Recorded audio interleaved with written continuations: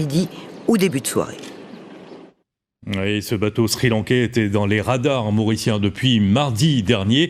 Hari Amourani, bonjour. Pourquoi ici à La Réunion on n'était pas au courant de la présence de ce groupe de migrants à proximité de nos côtes ?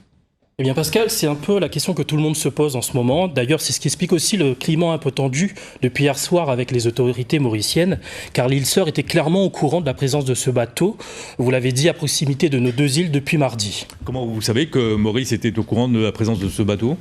Alors pour résumer, les gardes-côtes mauriciens ont repéré le navire. Ils ont envoyé le Dornier, leur avion de patrouille maritime, au large des côtes nord-est de l'île Maurice.